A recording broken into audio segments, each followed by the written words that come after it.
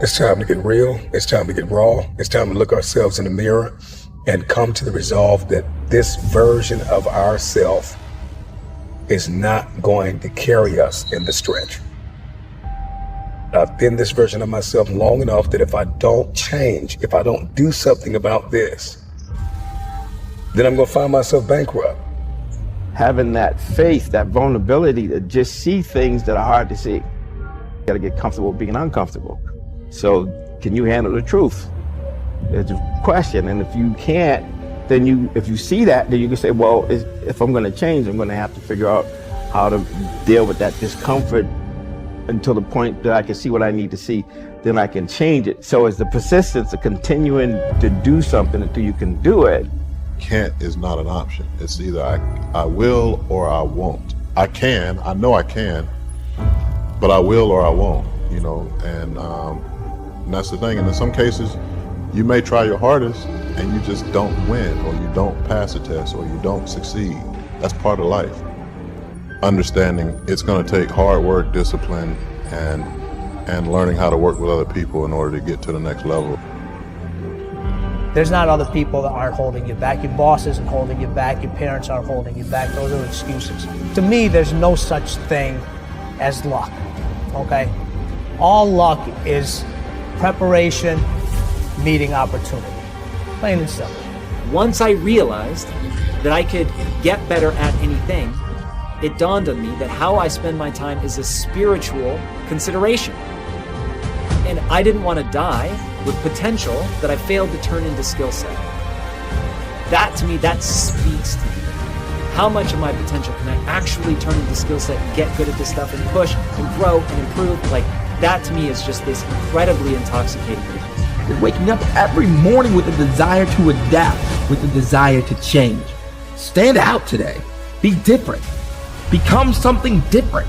Stop lying to yourself and stand up and become something with worth, something with more than you've ever been.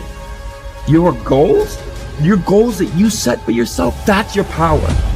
Your ambition is your power. It's about how hard you can get hit and keep moving forward. How much you can take and keep moving forward. You have to electrify and get all the things that are necessary within you to start doing the things that you need to do. So when the time comes, you can kick down that door and move towards the possibilities of being the best of who you really are. Learning how to concentrate, learning how to focus in, deciding that you're going to focus to develop your skills. You'll be surprised of the ideas that will come to you, of the people that you'll be able to attract, of the opportunities that you'll be able to see. You'll begin to see things that have been standing there looking you in the face saying, I can't believe this has been here all this time. There are so many people in the world, and you know, you may be watching this right now, and you have these incredible ideas, and what you think is missing is motivation. And that's not true. Because the way that our minds are wired, and the fact about human beings, is that we are not designed to do things that are uncomfortable, or scary, or difficult. Our brains are designed to protect us from those things, because our brains are trying to keep us alive. And in order to change, in order to build a business, in order to be the best parent, the best spouse, to do all those things that you know you want to do with your life, with your work, with your dreams, you're going to have to do things that are difficult, uncertain, or scary, which sets up this problem for all of us. You're never going to feel like it. Why is it so hard to do the little things that would improve my life? Waking up and realizing that I'm never going to feel like doing the things that are tough or difficult or uncertain or scary or new, so I need to stop waiting until I feel like it. And number two, I am one decision away from a totally different marriage, a totally different life, a totally different job, a totally different income. Whatever you don't use, you lose. Lack of use causes loss. On this planet. Maybe not the next one, but on this one. If you tie your arm to your body, leave it there long enough, you'll never use it again. It's over. For the arm. Now, it may not be over, but it's over for the arm. The only way to keep the use of this arm is what? Keep using it. If you quit, you lose. Automatically. They don't bring it up for a vote. You lose automatically when you quit. Now, the same thing that goes for your arm goes for your brain, mentality. The same thing goes for all the human virtues. Ambition, unused, decline. Strong feelings, unused, diminish. It doesn't grow, diminishes. Faith, unused, decreases. It's a law. Vitality, unused, diminishes. Energy, unused, decreases. The guy says, well, I'm going to save up my energy. You can't do that. That's like trying to save today, put it on the end of the year. See, you can't do that. They'll come take you away. If you don't use today, what? It's lost. The guy says, well, I'll work twice as hard tomorrow to make up for it. See, that's foolish. You could have done that anyway. Today unused is lost. A talent unused is lost. An ability unused is lost. So here's one of the key expressions of the evening. Take a new inventory of yourself. Starting tomorrow, new project. Take a new inventory. And make sure that all of your talent and ability and mentality and ingenuity and vitality and strong feelings, faith, courage, make sure that all you've got's being used. Otherwise, you lose. Resolve to focus on the solution and what can be done now, rather than on what happened and who's to blame. Think in terms of the actions you can take to resolve the situation, rather than what went wrong and who is to blame. To remain optimistic, look for the good in every situation. When you look for something good, you will always find something good.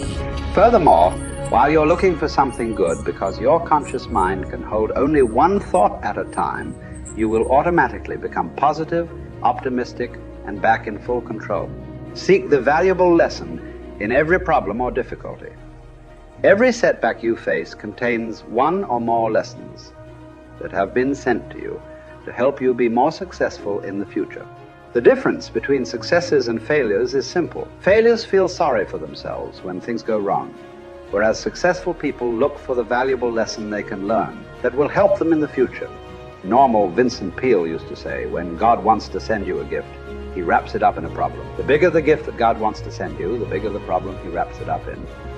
Instead of concentrating on the problem, look for the gift. Wonderfully enough, you will always find it. What's more, sometimes the gift or valuable lesson can be of far greater value than the cost of the problem itself. Sometimes one lesson that you learn in dealing with a problem can be the key to your long-term success. As Napoleon Hill wrote, within every problem or obstacle lays the seed of an equal or greater opportunity or benefit. Your job is to find it. Continually think of yourself as a strong, powerful, resolute person in the face of adversity. In World War, a British general was described by his superiors. There he stands like an iron peg driven into the frozen ground, immovable. Let this be an accurate description of you whenever you face difficulties or problems of any kind. Resolve to stand like an iron peg driven into the frozen ground. When you resolve in advance that you will never give up, your success is virtually guaranteed. In the final analysis, nothing can really stop you but yourself. In life, it doesn't matter how many times you get knocked down. All that matters is how many times you get back up. If you continue to get back up and press onward, you must eventually reach your goal. Each time you exert yourself, disciplined to persist in the face of adversity, you also increase your self-esteem and self-confidence. Then, as your self-esteem increases, you feel stronger, more powerful, and more unstoppable. When you feel better and stronger, you become more capable of persisting the next time, and then the time after that. By disciplining yourself to persist in the face of all adversity, you put your life onto an upward spiral of self-esteem, self-discipline, and persistence until you eventually become like a force of nature.